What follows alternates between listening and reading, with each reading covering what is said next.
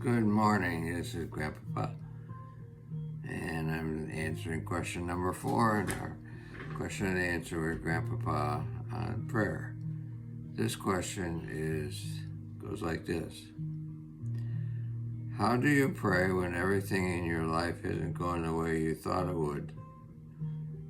Your life is going all wrong. That's a great question, and so I'll answer it from my own life experiences. This goes back before I retired. 2 experiences come to mind.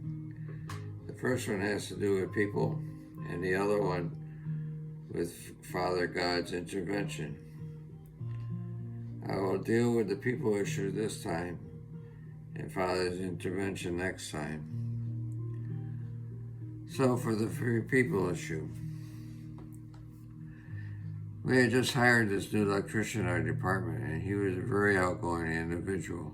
I liked him very much right away, until the day he walked into the lunchroom and he said, "Victor, I hear that you're one of those Christian people. Is that right?" I answered him that I was, and he walked over to me and he slapped me across the face, and then he said, "Do you know what Jesus said? You need to turn your other cheek." And he proceeded to strike me on the other side of my face. He turned and walked out, leaving me standing there in shock, and the other people in the room were all laughing. I wasn't laughing. It wasn't funny at all. Over the next several weeks, this went on. Not every time, but always when there were several people, sometimes different people, in the room. On one occasion, after he struck me, I caught his hand before he could hit me again, to which he said, "Are you going to fail this Christian test, or are you going to pass it?" I let his hand go and he struck me again. Now, most of the people in the room weren't laughing anymore, and yet, how do I stop this humiliation? This fear of people, how I look to them, this abuse. I prayed, or better put, I complained about it to God. This is unfair. And why me, Lord?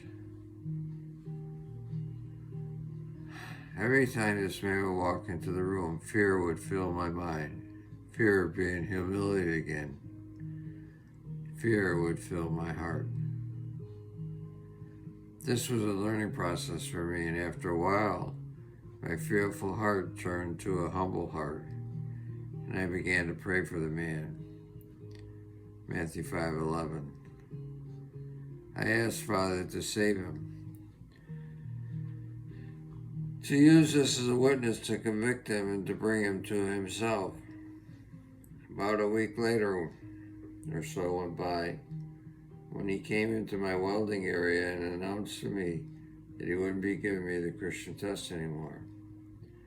Of course, I had to find out why. So I asked him. His reply went something like this: anybody who opens their home to take in a family with 4 kids to live with them doesn't need my Christian test.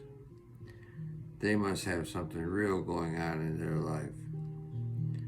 I worked with this man for about a year. He had come to church at least one time. I saw him come in the back, and then he left before church was over. I even prayed for him as I was writing this story. Why? Why? Because I don't want to see him go to hell. And that's where he's headed unless he repents. How about your friends? Do you care where they spend eternity, in hell or heaven?